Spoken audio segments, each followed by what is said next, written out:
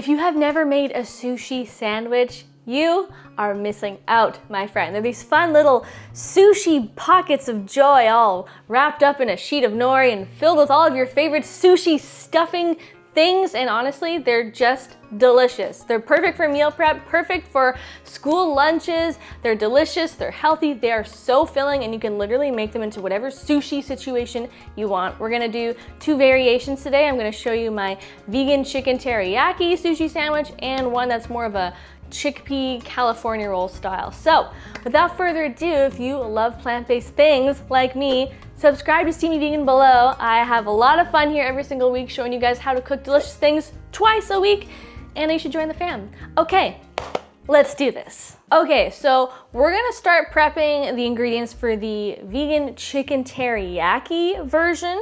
And what I'm using for that are soy curls. If you guys have never ever seen or heard of soy curls, they are amazing. They're like a whole food ingredient just made from soy, and they're these little meaty strips, and they're wonderful. All you have to do is rehydrate them.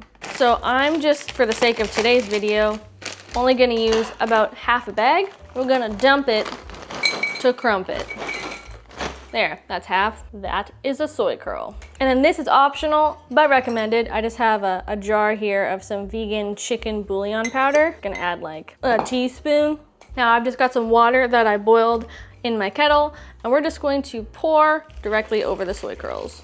Give them a little stir just to break apart that powder. And we're just gonna set these aside, let the soy curls hydrate for 10 minutes. Which gives us more than enough time to make the filling for our California roll style sushi sandwiches. Well, all we're gonna do is drain and rinse our chickpeas and dump them in the bowl of your food processor. We've got a 1/4 cup of some vegan mayo. Then we're gonna add in half a teaspoon of Old Bay. This has salt in it, so if you're using Old Bay, you don't need to add any salt. If you don't have Old Bay, you can simply just add about half a teaspoon, maybe a little bit less, of some cayenne pepper and a generous pinch of salt. Paprika.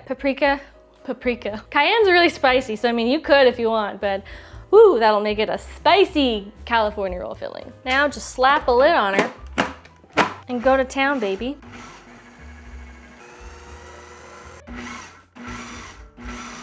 That right there, that's what we're going for. Chunky, but spreadable, you know what I mean? It goes without saying that you can also add other spices and stuff to your chickpea mash if you want. Some garlic and onion powder, never a bad idea. If you want it to be saltier, you can add soy sauce.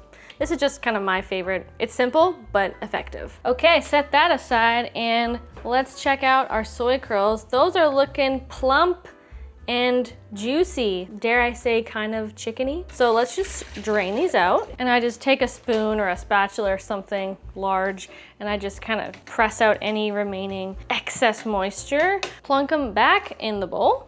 So what I like to do before air frying is just add like maybe half a tablespoon of some oil, give them a quick toss, add about a tablespoon or so of some cornstarch. I'm just eyeballing this. Whoa, like a boss. Okay, that was maybe a little more than 1 tablespoon. Beaut. I just lined my air fryer with some parchment paper. Now I'm just gonna simply plunk them in, kind of spread them into a relatively even layer so that they cook properly.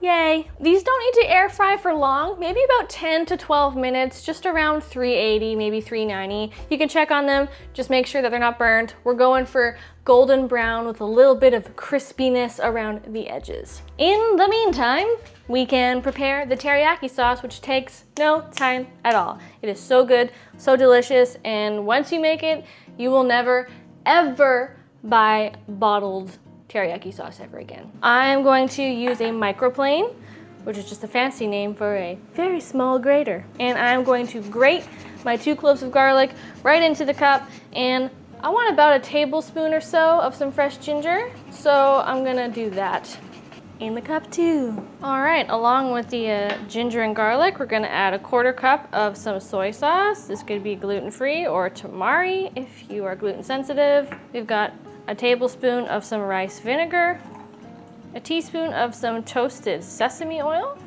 2 tablespoons of some coconut sugar for that classic teriyaki sweetness. And this is optional, but if you want a little bit of spice, you can add a 1/4 teaspoon of some red chili flakes. And now just give it all a whiskey, and bada boom bing. That is your teriyaki sauce. Wahoo! Okay, so now you can get a little skillet heating up over medium-ish heat, and you can just go right ahead, pour the teriyaki sauce right in before the pan's even warm. Doesn't matter, it can go in cold. We're gonna bring it up to a steam and simmer. Okay, people, the steam be rising. We have some mild bubbly action. So what we're gonna do real quick here is make a cornstarch slurry. We've got 2 teaspoons of cornstarch. We're gonna add 2 tablespoons of water. Give it a quick stir until the cornstarch is dissolved. Pour it in.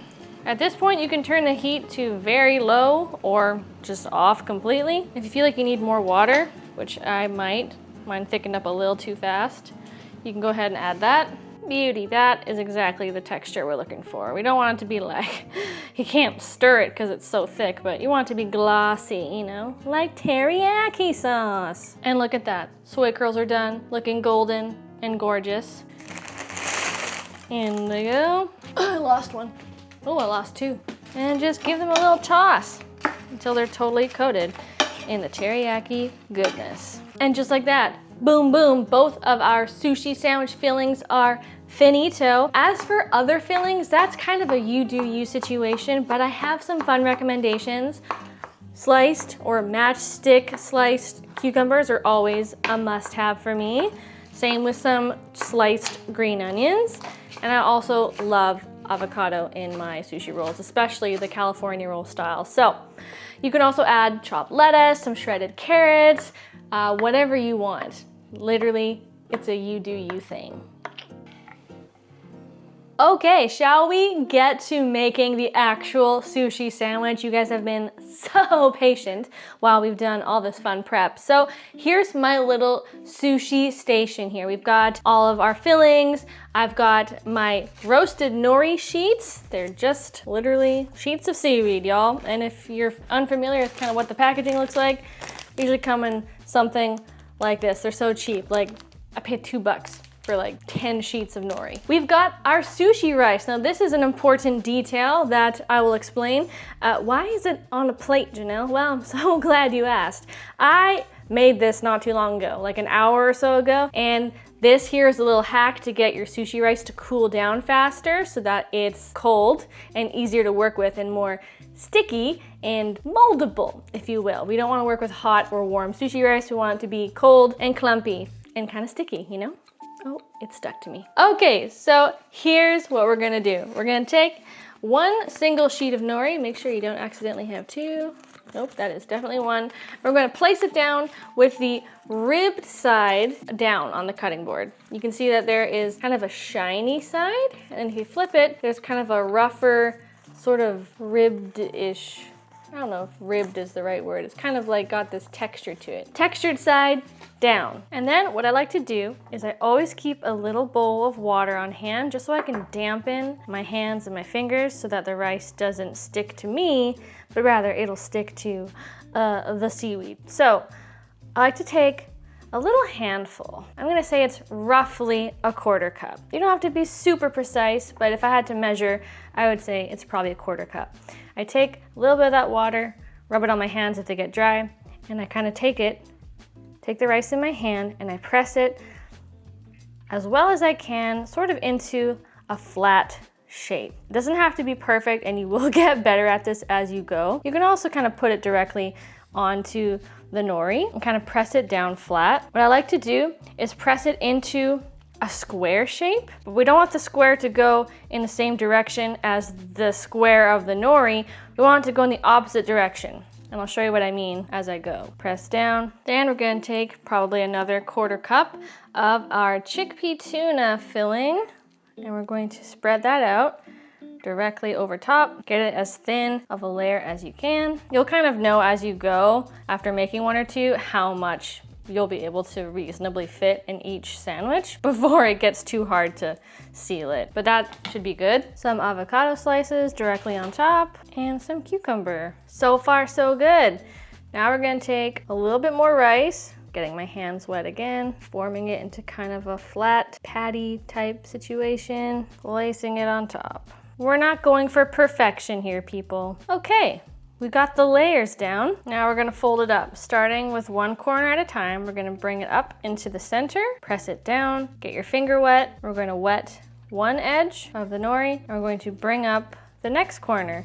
We're gonna seal it down over that wet spot. Hold it for a moment so that the two pieces kind of fuse together. If they don't really fuse, you can kind of go and wet the top of it and kind of glue it down. Water is all you need to get the nori to be pliable, stretchy a little bit, and kind of stick together like tape. Get the next piece of nori on this edge wet and repeat.